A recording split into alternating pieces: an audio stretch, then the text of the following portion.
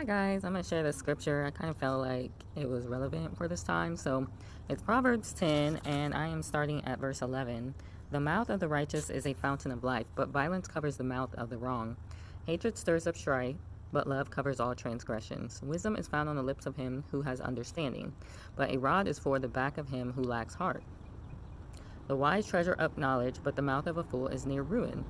The rich man's wealth is his strong city. The ruin of the poor is their poverty. The wage of the righteous is for life. The increase of the wrong is for sin. He who heeds discipline is in the way of life, but he who refuses reproof goes astray. He who hides hatred has lying lips, and he who sends out a slander is a fool. When words are many, transgression is not absent, but he who restrains his lips is wise. The tongue of the righteous is choice silver. The heart of the wrong is of little value. The lips of the righteous shepherd many, but fools die for lack of heart. The blessing of Yahweh makes one rich, and he adds no pain with it.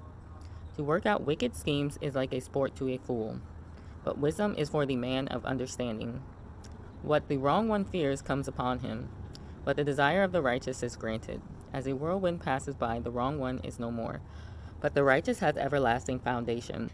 As vinegar to the teeth and smoke to the eyes, so is the lazy one to those who send him. The fear of Yah prolongs days, but the years of the wrong ones are shortened. The righteous look forward to joy, but the expectancy of the wrong ones perish. The way of Yah is a stronghold for the perfect, but ruin to the workers of wickedness. The righteousness is never shaken. While the wrong shall not dwell in the earth, the mouth of the righteous brings forth wisdom, but the tongue of perverseness is cut out. The lips of the righteous know what is pleasing, but the mouth of the wrong speaks perverseness. This is really good because, especially in this hour where I don't know if anyone else has seen this, but I'm becoming more and more aware of just like wrong speech coming out of people's mouths, and sometimes I can't fathom it. Sometimes I'm just like so dumbfounded I can't even correct them.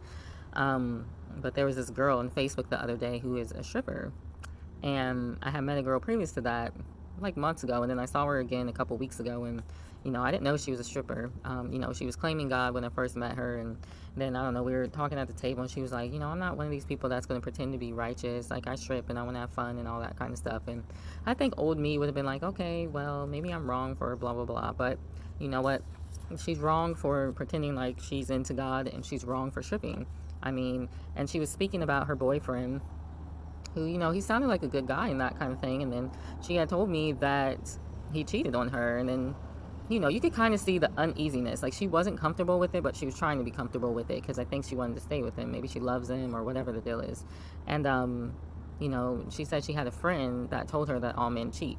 And I'm thinking to myself, no, they don't. No, not all men cheat. But a lot of men do cheat, and a lot of men would cheat on you if you are harboring the same spirit as them.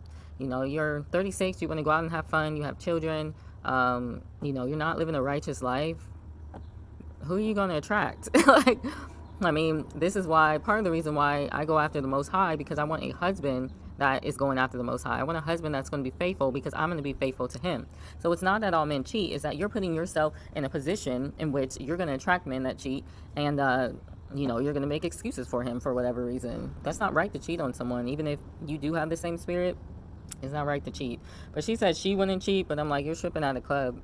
Like, that's basically cheating to me. You're showing your body off to everyone else besides your man. And so, believe it or not, a lot of men are just not going to have a lot of respect for you. They're not. Like, they might act like they do.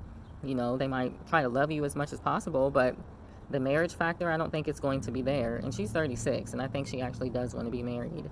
But yeah, she was trying to convince herself that all men cheat, trying to reconcile the cognitive dissonance that's going on in her mind. She's trying to justify these things so she can feel better.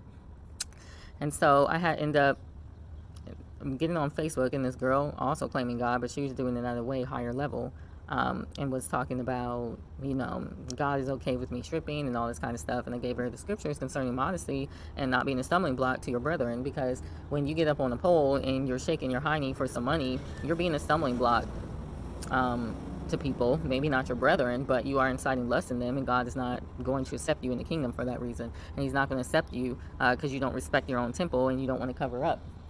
So it's just funny that this came up because These people are speaking perversities because they're not in line with the Most High. Um, the lips of the righteous know what is pleasing, but the mouth of the wrong speaks perverseness.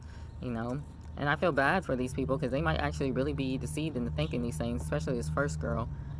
But yeah, the second girl, she basically tried to, and this is what they all do. Oh, you're holier than thou. Oh, you're holier than thou. And so I had said something about Cain and Abel, how Cain tried to slaughter his brother, or did slaughter his brother because his works were better than his, and she didn't respond because that sunk deep down into her soul. Because a lot of people out here, they're going to accuse you of being holier than thou or trying to act more righteous because they're not right.